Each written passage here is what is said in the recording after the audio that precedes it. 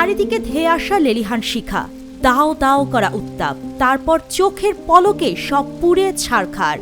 বনভূমি থেকে বসতঘর নিমিষেই সবকিছু গ্রাস করে দাবানল। এই অগ্নিশিখা একবার আগ্রাসী হলে তাকে আর কোনো বাধাতে আটকানো যায় না।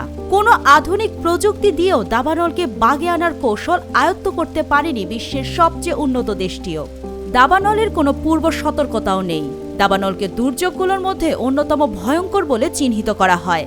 দাবানল কি প্রাকৃতিকভাবেই সৃষ্টি হয় নাকি এর পেছনেও আছে কোনো মানুষের হাত? আবার আমেরিকা, কানাডা, অস্ট্রেলিয়া কিংবা গ্রিসের মতো দেশগুলোতে কেন ঘন ঘন দাবানল হয়? বাংলাদেশ, ভারত, শ্রীলঙ্কার মতো দেশগুলোতে অনেক বনভূমি থাকলেও কেন দাবানল খুব একটা হয় না? সেসব প্রশ্ন অনেকের মাথাতে ঘুরপাক খাচ্ছে নিশ্চয়ই। সেই কৌতূহল মেটানোর চেষ্টায় থাকছে এই আয়োজনে। প্রতি গ্রীষ্মে আগুন লাগে বিশ্বের কোনো না কোনো বনে। বিশেষ করে অস্ট্রেলিয়া, অ্যামাজন, আমেরিকার পশ্চিমাঞ্চল ও সাইবেরিয়ার বনগুলো দাবানলের প্রতি খুবই সংবেদনশীল। দাবানল বনভূমি বা গ্রামীণ এলাকার বনাঞ্চলে ছড়িয়ে পড়া অনিয়ন্ত্রিত আগুন। উত্তপ্ত আবহাওয়ার সময় বনাঞ্চল সমৃদ্ধ যে কোনো এলাকাতেই দাবানল সৃষ্টি হতে পারে।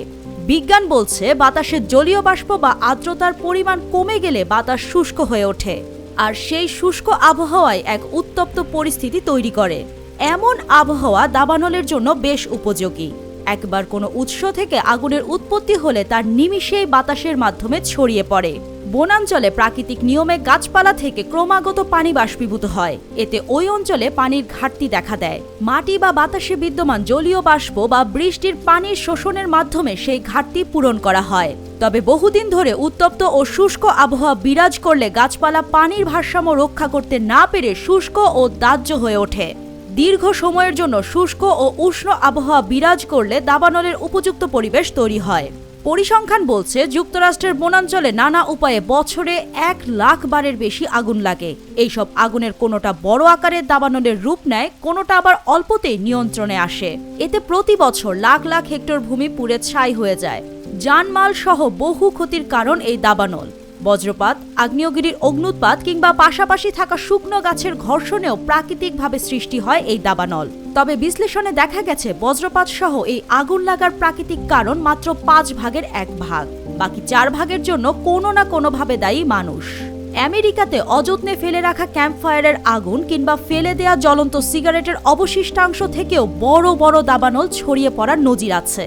আর যেভাবে আগুন লাগুক, প্রকৃতি তাতে ইন্ধন যোগায় পাগলের মতো।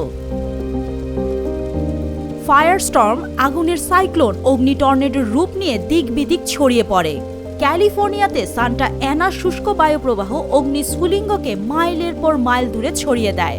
কেবলমাত্র রাস্তার এপার ওপার নয়, অনেক সময় বাতাসে ভেসে দাবানলের আগুন নদীও ডিঙিয়ে যায়। দাবানলের আগুন ভয়াবহ, হাজার হাজার মাইল দূরেও যার প্রভাব পড়ে। সাইবেরিয়ার তাইগা বনের দাবানলের ধোঁয়া 3000 মাইল দূরে জাপানের ওসাকা শহরকে অন্ধকারে ঢেকে দিয়েছিল। অস্ট্রেলিয়ার ব্ল্যাক ফ্রাইডে বুশ ফায়ারের ছাই উড়ে গিয়ে পড়েছিল 2000 মাইল দূরের নিউজিল্যান্ডে। বর্তমানে দেখা যায় আমেরিকা কিংবা অস্ট্রেলিয়ার একদিকে যখন তীব্র দাবানল, অন্য প্রান্তে তখন ভারী তুষারপাত আর কনকনে শীত। প্রকৃতির এমন বিপরীত আচরণের জন্য জলবায়ু পরিবর্তনকে দায়ী করছেন বিশেষজ্ঞরা। তাদের মতে বৈশ্বিক উষ্ণায়নের মতো সমস্যা প্রকৃতিকে এমন বৈরী আচরণ করতে বাধ্য করছে। প্রকৃতি দিনে দিনে তার আবহাওয়ার ভারসাম্য হারিয়ে ফেলছে।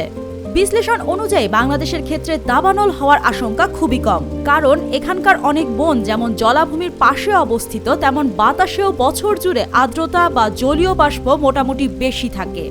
শুকনো মৌসুমে অবহেলা বা মানুষের কার্যকলাপের কারণে ছোটখাটো আগুন লাগার আশঙ্কা থাকলেও আমেরিকা বা ইউরোপের মতো বড় দাবানল হয়তো হবে না, কারণ নাতিশীতোষ্ণ অঞ্চল হওয়ার কারণে এখানে টানা দীর্ঘ সময় ধরে উত্তপ্ত ও শুষ্ক আবহাওয়া বিরাজ করে না। সেই সাথে এই অঞ্চল জুড়ে অসংখ্য খালবিল, নদী, হাওর, এমনকি বঙ্গোপসাগরও বাতাসে আর্দ্রতা বজায় রাখতে সাহায্য করে। অন্যদিকে তুলনামূলক বৃষ্টিপাতের হারও এই অঞ্চলে বেশি।